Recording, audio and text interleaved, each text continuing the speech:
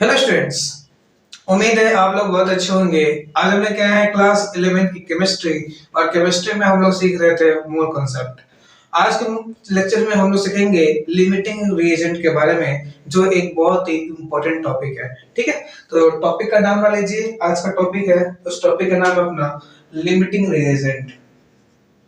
Limiting reagent. देखिए limiting reason का concept कहां से आया, जरा पहले इसको समझते हैं। ठीक है, जैसे मान लीजिए मैं इक्वेशन लिखता हूं N2 plus 3 mole of H2 gives you 2 mole of NH3। ठीक है, अब मैंने आपको दे दिया इसके 6 मोल है और इसके भी 6 मोल है। ठीक है, बताना है इसका कितना बनेगा। ठीक है, इसका ये कितने मोल बनेंगे, तो बताइए इसके 1 मोल से ये कितना बन रहा है, 2 मोल। ठीक है, तो 1 मोल से 1 मोल N2 से 1 मोल N2 से ये कितना बन रहा है, 2 मोल NH3 बन रहा है। तो 6 मोल से कितना बनेगा, 6 मोल N2 से कितना बनेगा भाई, 6 दूनी 12 मोल NH3। बस समझ में आ रहा है। ठीक है, अब इसके हिसाब से देखो, ये तो मैंने इसके हिसाब से आया। अब जरा मैं इसके हिसाब से देखता हूं। अगर मैं बोलूं 3 मोल से कितना मोल बन रहा है, 3 मोल H2 से NH3 कितना बन रहा है भाई, 2 मोल NH3। कोई दिक्कत इसमें, कोई दिक्कत नहीं। तो इसके 1 मोल से कितना बनेगा आपका, 1 मोल H2 से कितना बनेगा, 2/3 मोल। ठीक है, NH3। तो कितने मोल दे रखे, 6 मोल। तो 6 मोल से कौन कितना बनेगा, 6 मोल H2 से कितना बनेगा, 2/3 इंटू 6 मोल व्हाट NH3। ये कितना आएगा, 4 मोल NH3। बात समझ में आई। ठीक है, तो देखो एक चीज देखो, अब इसके इससे बन रहा है ये 12 मोल बन रहा है, जबकि इससे कितना बन रहा है, 4 मोल बन रहा है। तो सवाल ये उठता है कि हम किसको कंसीडर करेंगे, इसको कंसीडर करेंगे कि इसको कंसीडर करेंगे। तो इसके लिए हम पढ़ते हैं क्या, लिमिटिंग रिएजेंट का कांसेप्ट। इस दुविधा से निकलने के लिए, इस परेशानी से निकलने के लिए हम क्या पढ़ते हैं, लिमिटिंग रिएजेंट का कांसेप्ट। ठीक है, आया समझ में, इस समझ में हम लिमिटिंग रिएजेंट क्यों पढ़ते हैं। ठीक है, नोट करो इसको, आगे बढ़ते हैं। कोई दिक्कत इसमें, कोई दिक्कत नहीं, मिटाओ मिटाओ। ठीक है, अब देखो आखिर लिमिटिंग रिएजेंट क्या होता है। तो एक ऐसा रिएजेंट होता है, देखिएगा, it is reagent, it is reagent which is consumed earlier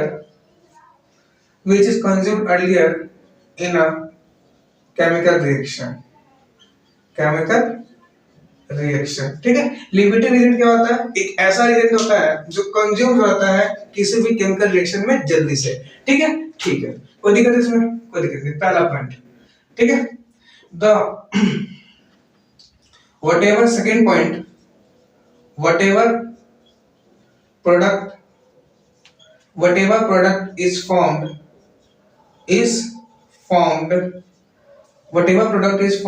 on the basis of limiting reagent. जो भी प्रोडक्ट बनेगा वो किस पे बनेगा, on the basis of limiting reagent पे बनेगा। ठीक है, whatever product is found on the basis of limiting reagent, जो भी आपका प्रोडक्ट बनेगा वो किसके बेस पे बनेगा भाई, लिमिटिंग रिएजेंट के बेस पे बनेगा। बात समझ में आई। ठीक है, एंड नेक्स्ट जो मतलब क्या होगा, एंड अदर रिएजेंट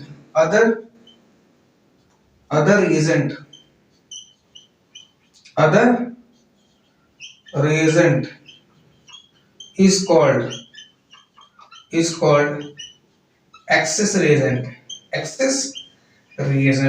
बात समझ में आई। ठीक है, तो जो किसी भी केमिकल रिएक्शन में जल्दी से खत्म हो जाए उसको क्या बोलेंगे, लिमिटिंग रिएजेंट। और जो बच जाएगा उसको क्या बोलेंगे हम लोग, एक्सेस रिएजेंट। क्या बोलेंगे, एक्सेस रिएजेंट। ठीक है, और जो भी प्रोडक्ट बनेगा वो किसके बिहाफ पे बनेगा, वो बनेगा on the basis of limiting reagent. जो लिमिटिंग रिएजेंट होगा उसी के बेस पे आपका फाइनल प्रोडक्ट बनेगा। ठीक है, जो लिमिट में होगा उसको लिमिटिंग रिएजेंट बोलेंगे, जो ज्यादा होगा, जो बच जाएगा उसको क्या बोलेंगे, एक्सेस रिएजेंट। ठीक है, ठीक है, नोट करिए इसको। अब हम सीखेंगे कि आखिर हम कब यूज करेंगे लिमिटिंग रिएजेंट का कॉन्सेप्ट। ठीक है, हम कब यूज करेंगे लिमिटिंग रीएजेंट का कॉन्सेप्ट, ठीक है, बताओ बताओ। ठीक है, when to use limiting reagent concept, अगला क्या है व्हेन, इसी को लिख लीजिएगा, यहां लिख देता हूं मैं, when to use limiting, LR लिख दो शॉर्ट फॉर्म में, लिमिटिंग रीएजेंट कॉन्सेप्ट। आखिर हम लिमिटिंग रीएजेंट कॉन्सेप्ट कब यूज करेंगे, ठीक है, तो देखो मैं याद रखना, सपने थोड़ी आएंगे अपने को यार, अपने को सपने थोड़ी आएंगे कि यहाँ पर लिमिटिंग रीएजेंट का कॉन्सेप्ट आएगा, पता तो होना चाहिए कब लगेगा, ठीक है। तो when the reagent, when the amount slash mass slash mole slash volume of two or more reactant given, then use concept of limiting reagent, and product will formed on the basis of LR। बात समझ में आई, ठीक है। तो when the amount, जब amount दे, मास दे, मोल दे या volume दे reactant की, तो उस समय किसका कांसेप्ट यूज करोगे, जब किसी रिएक्शंस में रिएक्टेंट का मोल दे दे, वॉल्यूम दे दे या मास दे दे या उसका अमाउंट दे दे, ठीक है। तो आपके दिमाग में आना चाहिए वहां पे कौन सा कांसेप्ट लगने वाला है, लिमिटिंग रीजन का कांसेप्ट लगने वाला है, ठीक है, ठीक है। नेक्स्ट, लिमिटिंग रीजन कैसे फाइंड करेंगे, हाउ टू फाइंड एलआर, ठीक है, हाउ टू फाइंड एलआर। सबसे पहला पॉइंट ये तो बताना चाहिए कि एलआर कैसे फाइंड करेंगे, कौन लिमिटिंग रीजन है, हम कैसे फाइंड करेंगे, ठीक है। पहले सीखा हमने कि कांसेप्ट कहां से आया, दूसरा सीखा कि हम कब यूज करेंगे लिमिटिंग एजेंट का, हम कब यूज करेंगे, ठीक है। तीसरा, हम लिमिटिंग एजेंट कैसे फाइंड करेंगे। तो देखो एलआर, पहला राइट बैलेंस्ड केमिकल इक्वेशन, ठीक है। आपको क्या लिखना पड़ेगा, पहले बैलेंस्ड केमिकल इक्वेशन लिखना पड़ेगा। दूसरी बात, divide moles of reactant by stoichiometric coefficient,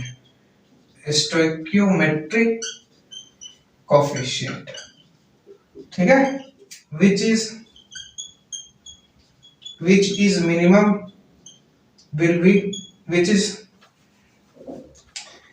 value is divided by stoichiometric coefficient, ठीक है, which gives minimum value, it will what, minimum value देगा तो क्या होगा, it will क्या होगा वो LR, ठीक है, वो क्या होगा LR, ठीक है। तो लिमिटिंग एजेंट कैसे फाइंड करोगे, लिमिटिंग एजेंट फाइंड करने का तरीका क्या है, राइट करो बैलेंस्ड केमिकल इक्वेशन लिखो, बैलेंस्ड केमिकल इक्वेशन लिखना पहला बात। दूसरी बात, जो मोल्स होंगे उसको डिवाइड कर दो उसके स्टोइकियोमेट्रिक कोएफिशिएंट से, ठीक है, उसके स्टोइकियोमेट्रिक कोएफिशिएंट से डिवाइड कर दो, जो मिनिमम वैल्यू होगी वो क्या कहलाएगी, LR, ठीक है। और LR के बेस पे क्या बनेगा आपका फाइनल प्रोडक्ट, ठीक है, ठीक है। नोट करो, क्वेश्चन से समझते हैं इसको, ठीक है। चलिए पहला क्वेश्चन क्या है, 28 gram of lithium is mixed with 48 gram oxygen to reacts according to the following reactions, ठीक है। The mass of Li2O formed is, ठीक है।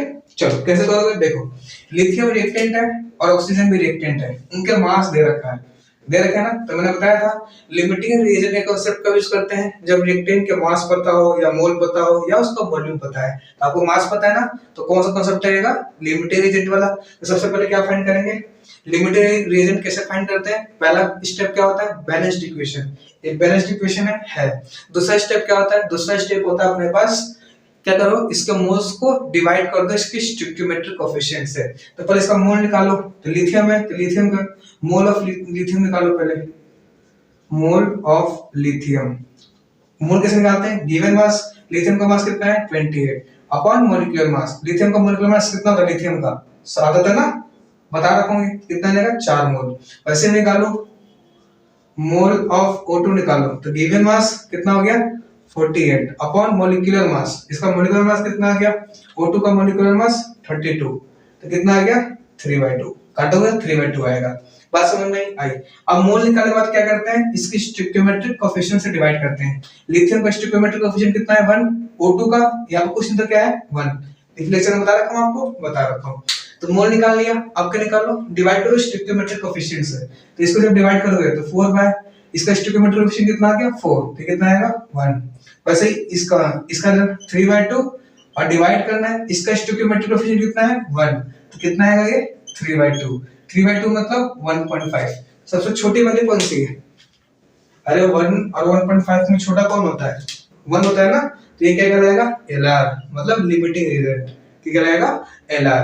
और जो प्रोडक्ट बनेगा वो किसके बिहाफ पर बनेगा, LR के बिहाफ पे बनेगा, ठीक है, ठीक है। मतलब सारा जो प्रोडक्ट बनेगा वो किससे बनेगा, लिथियम के बिहाफ पे बनेगा, ठीक है। देखो क्योंकि LR कौन है, लिथियम है ना, ठीक है। तो देखो 4 मोल Li से, 4 मोल Li से कितना बन रहा है भाई, 2 मोल बन रहा है ना, 2 मोल क्या बन रहा है लिथियम ऑक्साइड। तो 1 मोल से कितना बनेगा, 1 मोल लिथियम से कितना बनेगा 2/4 मोल Li2O। अच्छा कितने मोल दे रखा है इसके, लिथियम में कितना मोल दे रखा है 4 मोल, 4 मोल से कितना बनेगा 4 मोल लिथियम से कितना बनेगा भाई 2/4 into 4 मोल Li2O। इसका मतलब कितना आएगा, 4 से 4 कट जाएगा, ये कितना आएगा 2 मोल लिथियम ऑक्साइड बनेगा। मतलब 4 मोल लिथियम से कितना बनेगा 2 मोल लिथियम ऑक्साइड बनेगा। लिथियम ऑक्साइड के कितने मोल होंगे 2 मोल होंगे, लेकिन क्या निकालना आपको मास, तो मोल से मास कैसे निकालते हो, याद है ना, mole equals to given mass upon में मोलर मास। मोल पता है कितना मोल है 2, गिवन मास निकालना है इसका मॉलिक्यूलर मास। लिथियम ऑक्साइड का मॉलिक्यूलर मास कितना होता है, लिथियम कितने लिथियम इसमें 2 लिथियम, ऑक्सीजन कितना है 1 लिथियम का मास 7, ऑक्सीजन का 16, 7 दूनी 14, 16 एकम 16, 10 20 और कितना आ गया 30, तो कितना आ गया 30, तो x कितना रहेगा 60 ग्राम। बात समझ में आई, मास कितना हो गया इसका 60 ग्राम। कोई दिक्कत नहीं, नोट करो। क्वेश्चन नंबर 2 करते हैं, आया समझ में, आया। चलो अगला क्वेश्चन, चलिए next question number 2। Question number 2 कहता है, वो देखो क्वेश्चन नंबर 2 कहता है calculate the mass of sucrose. Sucrose का मास निकालना है, ठीक है। Produced by mixing 78 gram of carbon, 11 gram of H2 and 67.2 litre of O2, ठीक है। अच्छा at 0 degree centigrade and 180 0 degree centigrade और 180 पे according to the given reaction दे रखा आपको। देखो सुक्रोज है, उसके सबसे पहले क्या लिखोगे, सबसे पहले लिखोगे बैलेंस्ड इक्वेशन। किससे बन रहा है, कार्बन सॉलिड से प्लस H2 गैस से, अब प्लस क्या आ रहा है O2 गैस, इसीलिए क्या बन रहा है अपने पास सुक्रोज, C12H22O11। अब देखो कार्बन के बैलेंस स्कोर कितने यहाँ पे 12, यहाँ पे लगा 11, यहाँ पे लगा दोगे 11 बटा 2, बैलेंस हो जाएगा। कोई दिक्कत नहीं। अब देखो ये तो बैलेंस्ड इक्वेशन हो गई, ठीक है। अब सबके जितने भी रिएक्टेंट है उन सबका मास और वॉल्यूम दे रखा है ना, गैस का वॉल्यूम होता है, ठीक है। तो मास और वॉल्यूम दे रखा है, तो मैंने बताया था जब भी किसी क्वेश्चन में रिएक्टेंट का मास पता हो, वॉल्यूम पता हो या मोल पता हो, तो कौन सा कॉन्सेप्ट लगेगा, लिमिटिंग रिएजेंट वाला कांसेप्ट लगेगा, ठीक है। अब फाइंड करते हैं हम लोग इसमें से कौन सा लिमिटिंग रिएजेंट है, इन तीनों में से कौन सा लिमिटिंग रिएजेंट है। तो लिमिटिंग रिएजेंट फाइंड करने का पहला तरीका क्या होता है, बैलेंस्ड इक्वेशन। दूसरा इनके मोल को डिवाइड कर दो स्टोइकियोमेट्रिक कोएफिशिएंट से। सबसे पहले इनका मोल निकालें, तो निकालते हैं मोल ऑफ कार्बन निकालते हैं पहले, मोल ऑफ कार्बन कैसे निकालते हैं, गिवन मास कितना है कार्बन का मास 78 ग्राम अपॉन कार्बन का मास, गिवन मास 78 ग्राम, कार्बन का मोलिक्यूलर मास कितना होता है 12, काटो 2 3 6 1 7, 2 9 18, 2 6 12, 3 कम 3 3 के 9 3 9 6, तो कितना आएगा 2 6 12.5, 6.5 आ जाएगा, ठीक है। कोई दिक्कत इसमें, कोई दिक्कत नहीं। उसी तरह हाइड्रोजन का मोल निकालो, mole of hydrogen, given mass कितना मास है 11 अपॉन मॉलिक्यूलर मास कितना होता है H2 का मॉलिक्यूलर मास, कार्बन का मास 12 था, H2 का मास 2 होता है, तो कितना आएगा 5.5 आएगा, तो इसे कितने मोल आएंगे 5.5। अब देखो O2 का वॉल्यूम दे रखा है, दे रखा है ना, क्योंकि O2 गैस है, गैस के लिए हम कैसे मोल फाइंड करते हैं, याद करो मोल कैसे फाइंड करते हैं, मोल ऑफ O2 सिखाया था ना। कॉन्सेंट्रेशन चल रहा है 0 डिग्री सेंटीग्रेड और 1 atm प्रेशर, एसटीपी चल रहा है ना अपना, कितने से मल्टीप्लाई करते थे याद है आपको, अरे बोलो 22 पॉइंट, याद है ना। वॉल्यूम कैसे फाइंड करते थे, दिएगा वॉल्यूम डिवाइडेड 22.4 लीटर, तो गिवन वॉल्यूम कितना है अपॉन 22.4। काटोगे, ये काटने के बाद अप्रोक्स पता कितने बार में कटेगा, ये कटेगा आपका अप्रोक्स 3 बार में, कितने बार कटेगा 3 बार में, ठीक है। इससे मोल कितने आ जाएंगे 3, कोई दिक्कत नहीं, ठीक है ना। ये मैंने सिखाया था ना, आइडियल गैसिफिकेशन बताया था कि जब भी कंडीशन 0 डिग्री सेंटीग्रेड हो और प्रेशर 1 atm हो और गैस का वॉल्यूम निकालना हो, मतलब मोल निकालना हो, ठीक है, तो कैसे करते हैं, volume in litre divide by 22.4 बता रखूंगा आपको, ठीक है। अब तो मोल निकल गए, अब मोल को क्या करते हैं, स्टोइकियोमेट्रिक कोएफिशिएंट से डिवाइड करते हैं, तो इसके मोल कितने हैं 6.5, इसका स्टोइकियोमेट्रिक कोएफिशिएंट कितना है 12, ठीक है। तो ये 65/12, अब ये काटोगे, ये लगभग कटेगा आपका, मैंने काट रखा, ये 0.54 आएगा, ठीक है। वैसे इसका निकालो स्टोइकियोमेट्रिक 5.5, इसका स्टोइकियोमेट्रिक कोएफिशिएंट कितना है 11, कितना आएगा ये 0.5। वैसे इसका स्टोइकियोमेट्रिक मोल, इसका स्टोइकियोमेट्रिक कितना है 11/2, ऊपर चला जाएगा 6/11 आएगा। ये करोगे तो ये लगभग कितना आएगा, ये लगभग आएगा हमारा 0.545, कितना आएगा 545। अब इसमें बताओ सबसे छोटी वैल्यू कौन सी है, देख के बता सकते हो सबसे छोटी वैल्यू कौन सी है। ये देखो 0.54 है, ये 0.5 है, 0.545 है, तो सबसे छोटी वैल्यू कौन सी है, ये वाली वैल्यू है, तो ये क्या कहलाएगी इसमें LR, ये क्या कहलाएगी LR। बात समझ में आई।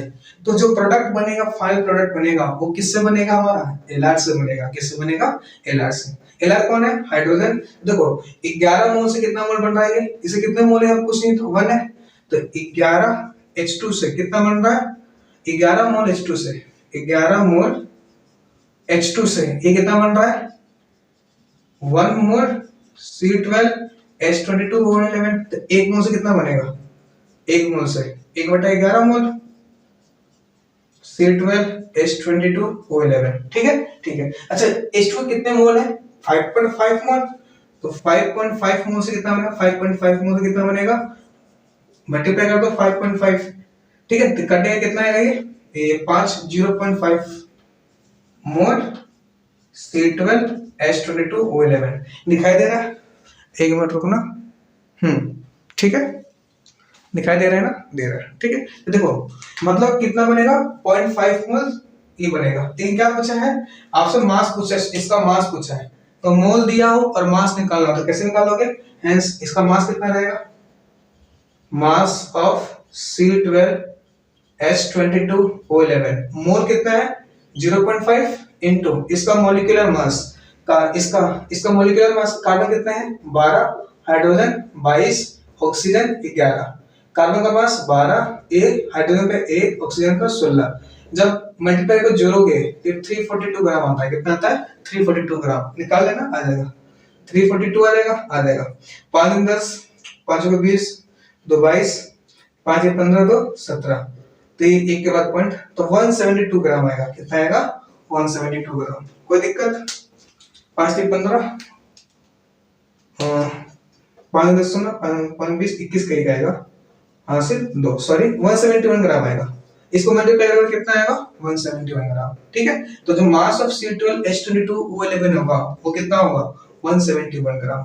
बात समझ में आई, नोट करिए, एक और क्वेश्चन लेते हैं। समझ में आया आपको, लिमिटिंग रिएजेंट का कांसेप्ट कब यूज करना है, समझ में आया। अगला क्वेश्चन लेते हैं, चलिए next question number 3। Question number 3 क्या कहता है, कैलकुलेट करना है mass of P4O10 obtained when 1.24 gram P4 reacts with 1.92 gram O2। तो P4 रिएक्शन कर रहा है O2 के साथ, क्या बन रहा है अपने पास P4O10, बैलेंस करो, यहाँ कितना लगा दोगे 5। अब बताना है, देखो तो जो रिएक्टेंट है उसे क्या रखा है मास दे रखा है, जो रिएक्टेंट है उसका मास दे रखा है। तो जब भी बताया था मैंने, बार बार इस चीज को मैं पॉइंट आउट कर रहा हूँ कि किसी भी केमिकल रिएक्शन में अगर उसके रिएक्टेंट के मोल्स, मास या वॉल्यूम पता हो तो कौन सा कॉन्सेप्ट लगाओगे? LR concept, limiting reagent concept. ठीक है, तो मास दे रखा है तो सबसे पहले क्या फाइंड करूंगा, इन दोनों में लिमिटिंग रिएजेंट कौन सा है। तो लिमिटिंग रिएजेंट लिखने का तरीका क्या है, कैसे निकालता हूँ लिमिटिंग रिएजेंट कौन सा है, बैलेंस्ड इक्वेशन लिखता हूँ। दूसरा स्टेप, उनके मोल्स को डिवाइड करता हूँ स्टोइकियोमेट्रिक कोएफिशिएंट से। तो पहले मोल निकालूंगा P4 के, मोल ऑफ P4 कैसे निकालता हूँ, गिवन मास कितना है 1.2 ग्राम अपॉन मॉलिक्यूलर मास। तो इसका मॉलिक्यूलर मास P4, फास्फोरस के एक एटम का मास होता है 31, 4 कितना होगा 31 इंटू 4 कितना आएगा 124, ये कटेगा कितना आएगा 0.01। ठीक है, वैसे मैं मोल निकालूंगा, किसके मोल निकालूंगा, mole of O2 given mass 1.92 upon molecular mass. O2 का मॉलिक्यूलर मास कितना होता है, O2 का 32, एक काटोगे ये 0.06 आएगा। ठीक है, 6 टाइम्स होता है, 6 बार गुणा करो इतना आएगा। तो इसको मोल निकाल गए। अब मोल को क्या करते हैं, मोल को डिवाइड करते हैं उसके स्टोइकियोमेट्रिक कोएफिशिएंट से। तो ये इसका मोल कितना है 0.01 और इसके स्टोइकियोमेट्रिक कोएफिशिएंट कितना है, कुछ नहीं तो 1 है ना, 1। तो कितना आएगा हमारा 0.01। उसी तरह इसकी बात करूं तो मोल आ गया अपॉन इसका स्टोइकियोमेट्रिक कोएफिशिएंट कितना है 5, तो कितना आएगा 6/500, 5 से कम 5.2 अपॉन 100, तो कितना आएगा 0.012। ठीक है आएगा। अब ये बताओ सबसे छोटी वैल्यू कौन सी है इसमें, ये भी छोटी है ना, अरे 0.01 है, 0.01 है, ये 2 भी है साथ में, तो ये क्या है छोटा, तो ये क्या बन जाएगा हमारा एलआर, क्या बन जाएगा एलआर। तो जो कैलकुलेशन करेंगे किसके हिसाब से करेंगे, एलआर के हिसाब से। एलआर कौन है P4। देखो इसके एक मोल से कितना बन रहा है, कुछ नहीं तो 1 है, तो 1 मोल P4 से कितना बन रहा है 1 मोल P4O10। ठीक है, तो P4 कितने मोल है, P4 कितने मोल है 0.01 मोल। P4 से कितना बनेगा, एक मोल से कितना बन रहा है, तो इतने मोल से कितना बनेगा, इतना ही बनेगा 0.1 मोल P4O10। लेकिन इसके P4O10 के मोल कितने आ गए 0.01, लेकिन क्या निकालना है मास। तो मोल दिया हो, मास निकालना हो तो क्या करूं, इसके मॉलिक्यूलर मास डिवाइड मल्टीप्लाई कर दूं। तो 4 P के कितने मास होते हैं 124 और 10 ऑक्सीजन, एक ऑक्सीजन का 16, तो 10 का कितना होगा 160, 4 6 2 8 2, तो कितना आएगा 284। तो इसका मतलब मास कितना रहेगा, मास ऑफ P4O10 कितना आएगा, मोल 0.01 इनटू इसका मास। ठीक है, तो कितना आएगा हमारा 2.84 ग्राम।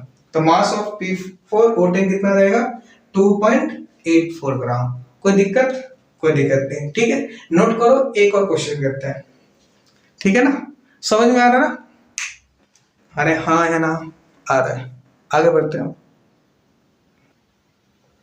चलिए नेक्स्ट अगला क्वेश्चन। अगला क्वेश्चन क्या है, इन द रिएक्शन, आपको रिएक्शंस दे रखा है, what will be the number of moles of product बताने, प्रोडक्ट के मोल्स बताने। फॉर्म रिएक्शन क्या रखा है पहले देखो, 4A plus 2B plus 3C balanced है, ऑलरेडी बैलेंस है ना, है। बोला number of moles of product बताओ फॉर्म्ड व्हेन 2 मोल। देखो रिएक्टेंट कौन है, A है, B और C है। रिएक्टेंट के इस पर मोल्स दिए हुए हैं। अभी तक हमने जो क्वेश्चंस के इसमें क्या दे रखा था, मास दे रखा था और हम मोल्स निकाल रहे थे, लेकिन इसमें डायरेक्ट क्या दे दिया, मोल दे दिया। तो क्या मोल निकालना पड़ेगा, अरे मोल दे रखा तो किस लिए मोल निकालोगे, कितने मोल है, एक के कितने मोल है भाई 2 मोल, इसे कितने मोल है 1.2 मोल, इसे कितने मोल है, इसका मोल है 1.44। तो मैं क्या फाइंड करूंगा, पहले देखो रिएक्टेंट्स का मोल पता है, तो जब भी किसी केमिकल रिएक्शन में रिएक्टेंट्स का मोल पता हो या मास पता हो या वॉल्यूम पता हो तो क्या निकालते हैं, एलआर। एलआर कैसे निकालते हैं, ठीक है, उसके मोल्स को डिवाइड कर देते हैं उसके स्टोइकियोमेट्रिक कोएफिशिएंट से। तो A का स्टोइकियोमेट्रिक कोएफिशिएंट 4 डिवाइड बाय 4, इसका 2, इसका 3, कटेगा 1/2 आएगा, 1/2 मतलब 0.5, ये कटेगा 0.6, ये कटेगा 3 चौक 12 का 3/24। ठीक है, ये कितना आएगा 0.48। ठीक है, ठीक है। तो सबसे छोटी वैल्यू कौन सी दिख रही है आपको इसमें, सबसे छोटी वैल्यू बता सकते हो, 0.5, 0.6 और 0.48 में सबसे छोटी वैल्यू। सिंपल सा मैथ का सवाल है भाई, इसमें कोई दिक्कत है आपको अरे ये 0.5 है, 0.6 है, 0.48, तो सबसे छोटी वैल्यू कौन सी है 0.48 है ना, तो ये क्या होगा एलआर। क्या होगा एलआर। तो सारा कहानी किसे चलेगा, एलआर से। तो देखो इसके 3 मोल से 3 मोल सी से 3 मोल सी से ये कितना मोल बन रहा है, 1 मोल A4B2C3, ठीक है। तो 1 मोल से इसे कितने मोल है, अरे सी के कितने मोल है, सी के कितने मोल है 1 पॉइंट, तो 1 मोल से कितना बनेगा पहले ये बताओ, 3 मोल सी से इतना बन रहा है, तो 1 मोल से क्या बताएगा 1/3 मोल A4B2C3। तो कितने मोल है इसके, सी के कितने मोल है 1.44, 1.44 मोल सी से कितना बनेगा 1/3 1.44 मोल A4B2C3 कटेगा, 3 चौका 12 13 14 3 बटे 24 0.48 मोल A4B2C, ठीक है। क्या पूछा आपसे, मोल पूछा है, कुछ और पूछा है, what will be the number of moles, तो मोल्स कितने बनेंगे इसके 0.48। बात समझ में आई, ठीक है। चलिए आई होप आपको वीडियो पसंद आया होगा, वीडियो पसंद आए तो लाइक करें, शेयर करें, सब्सक्राइब करें। थैंक यू, मिलते हैं नेक्स्ट लेक्चर में।